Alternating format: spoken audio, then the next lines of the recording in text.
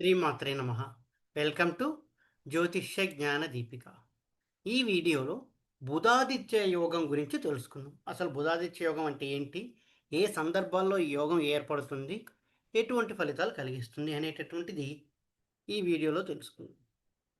బుధాదిత్య యోగము అంటే పేరులోనే ఉంది, బుధుడు ప్లస్ ఆదిత్య అంటే రవిగ్రహం. బుధుడు మరియు రవిగ్రహము ఈ రెండు గ్రహాలు కలిసి ఒకే రాశిలో ఉంటే కనుక దానిని బుధాదిత్య యోగం అంటాం. బుధుడు మరియు రవి రెండు గ్రహాలు ఒకే రాశిలో ఉంటే దాని బుధాదిత్య యోగము అంటాం. కానీ ఇక్కడ కొన్ని నియమాలు అనేవి ఉంటాయి. మోస్ట్ ఆఫ్ ద జాతక చక్రాలు, ఎన్ని జాతక చక్రాలు చూస్తే 100 జాతక చక్రాలు చూస్తే 70 నుంచి 80 జాతక చక్రాల్లో బుధుడు రవి ఒకే ఇంట్లో ఉండడం జరుగుతూ ఉంటుంది. మరి అందరికీ బుధాదిత్య యోగం వస్తుందా రాదా ఇవన్నీ తెలుసుకోవాలంటే ముందు కొంత ఇన్ఫర్మేషన్ అనేది గ్యాదర్ చేసుకుని మనం తెలుసుకోవాల్సి ఉంటుంది. బుధుడు మరియు రవి ఈ రెండు గ్రహాలకి దూరం 28 డిగ్రీలు మాత్రమే. బుధుడు రవికి చాలా దగ్గరగా ఉండేటటువంటి గ్రహం. సో బుధుడికి రవికి మధ్య ఉన్న దూరం 28 డిగ్రీలు. ఒక రాశి యొక్క ప్రమాణం 30 డిగ్రీలు.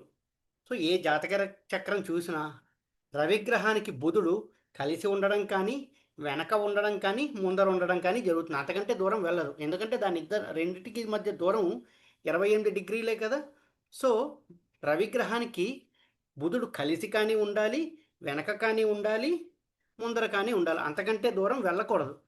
సో చాలా జాతక చక్రాల్లో ఎవరి జాతక చక్రం చూసినా కూడా రవి బుధుడు కలిసి ఉండడం కానీ, లేదా బుధుడు రవికి ముందర ఇంట్లో కానీ వెనక ఇంట్లో ఉండడం కానీ జరుగుతూ ఉంటుంది.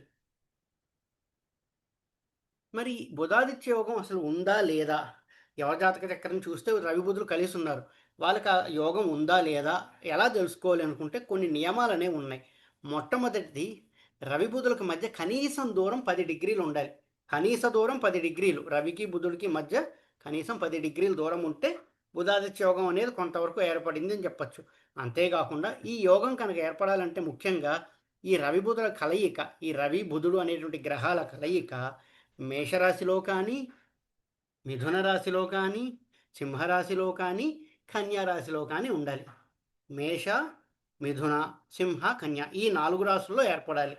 ఈ 4 రాశుల్లో ఏర్పడితే అప్పుడు బుధాదిత్య యోగం ఉంది అని చెప్పుకోవచ్చు. బుధుడికి రవికి కనీస దూరం 10 డిగ్రీలు ఉండాలి. మరియు ఈ కలయిక మేష, మిథున, సింహ, కన్య రాశుల్లో ఏర్పడాలి. అప్పుడు బుధాదిత్య యోగం ఉంది. అంతేకాకుండా ఇంకొక నియమం ఉంటుంది. ఏంటి అంటే ఈ కలయిక లగ్నం నుంచి కేంద్ర కోణ స్థానాలలోనే ఏర్పడాలి. ఈ కలయిక లగ్నం నుంచి కేంద్ర కోణ స్థానాల్లోనే ఏర్పడాలి. అంటే కేంద్ర స్థానం అంటే ఏంటి? 1, 4, 7, 10. లగ్నం నుంచి 1, 4, 7, 10 స్థానాలలో ఈ రవి బుధుల కలయిక ఈ పైన చెప్పిన నియమాల ప్రకారం ఏర్పడాలి. లేదా కోణ స్థానాలు అంటే 1, 5, 9 అక్కడైనా కూడా ఏర్పడి పైన చెప్పిన స్థానాల ప్రకారం ఏర్పడితే అప్పుడు బుధాదిత్య యోగం ఉంది అని చెప్పుకోవచ్చు. ఎందుకు ఆ 4 రాశులే తీసుకున్నాం? మేష, సింహ, మిథున, కన్య అంటే మేషరాశిలో రవి ఉచ్చ పొందుతాడు. మేషరాశిలో రవిగ్రహం ఉచ్చ పొందుతాడు. అందుకే అక్కడ కనుక బుధాదిత్య యోగం ఏర్పడితే మంచి నాయకులు అవుతారు. అంతేకాకుండా మిథున రాశి బుధుడికి స్వక్షేత్రం, సింహరాశి రవికి స్వక్షేత్రం, కన్యారాశి బుధుడికి స్వక్షేత్రం మరియు ఉచ్చక్షేత్రం. సో ఈ 4 రాశుల్లో కనుక బుధాదిత్య యోగం ఏర్పడితే అప్పుడు వారి జీవితం చాలా బాగుంటుంది అని చెప్పుకోవచ్చు. ఈ బుధాదిత్య యోగం కనుక ఏర్పడితే ఎలా ఉంటుంది అంటే వాళ్ళు పండితులు అవుతారు, విద్యావంతులు అవుతారు, గుణవంతులు అవుతారు, తెలివైన వాళ్ళు అవుతారు, కీర్తి ప్రతిష్టలు కలిగిన వాళ్ళు అవుతారు, నాయకత్వ లక్షణాలు ఉంటాయి, లీడర్షిప్ క్వాలిటీస్ ఉంటాయి, వృత్తి వ్యాపారాల యందు విజయం సాధిస్తారు, ధన సంపద కలిగి ఉంటుంది. ఇవి సాధారణంగా ఉండేటువంటి రిజల్ట్స్. బుధాదిత్య యోగం చాలామంది పొరపాటు పడేది ఏంటంటే, మా జాతకంలో బుధుడు రవి కలిసి ఉన్నారండి, నాకు బుధాదిత్య యోగం వచ్చేసిందా అని అడుగుతూ ఉంటారు. ఎన్నో నియమాలు ఉంటాయండి. బుధుడు రవి కలిసి ఉండడమే కాదు, కనీస దూరం 10 డిగ్రీలు ఉండాలి.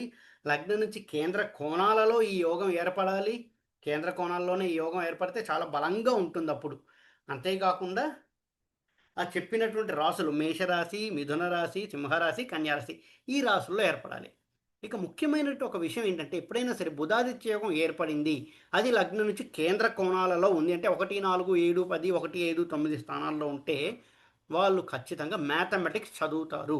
మ్యాథమెటిక్స్ చదవడానికి చాలా చాలా చాలా ఆస్కారాలు అవకాశాలు ఉంటాయి. ఇది బుధాదిత్య యోగం గురించి. సో ఒక గ్లింప్స్ చిన్నగా చెప్పుకోవాలంటే బుధాదిత్య యోగం అనేటటువంటిది మేషరాశిలో కానీ, సింహరాశిలో కానీ, మిథున రాశిలో కానీ, కన్యారాశిలో కానీ ఏర్పడాలి. కనీస దూరం 10 డిగ్రీలు ఉండాలి.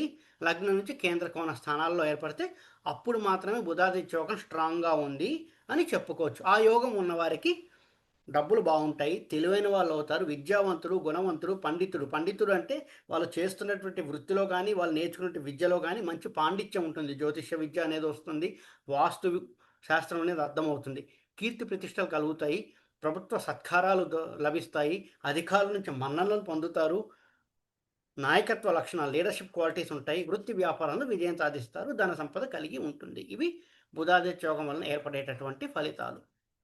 ఈ వీడియో కనుక మీకు నచ్చినట్టయితే లైక్ చేయండి, మీ ఫ్రెండ్స్ అందరితో షేర్ చేయండి. మరిన్ని వీడియో నోటిఫికేషన్స్ కోసం మా ఛానల్ సబ్స్క్రైబ్ చేసుకోండి. ఎవరైతే ఆస్ట్రాలజీ కోసం నన్ను కాంటాక్ట్ చేయాలి అని అనుకుంటున్నారో వాళ్ళు కింద కనిపిస్తున్న నెంబర్కి వాట్సాప్ ద్వారా నన్ను కాంటాక్ట్ చేయండి. ఎవరైతే ఆస్ట్రాలజీ నేర్చుకోవాలి అని అనుకుంటున్నారో వాళ్ళు కూడా కింద కనిపిస్తున్న నెంబర్కి వాట్సాప్ ద్వారా నన్ను కాంటాక్ట్ చేయండి. కన్సల్టేషన్స్ అన్ని ఆన్లైన్లో తీసుకోవడం జరుగుతుంది. ఆస్ట్రాలజీ నేర్పడం కూడా ఆన్లైన్లోనే నేర్పించడం జరుగుతుంది. ఓం నమో నారాయణ.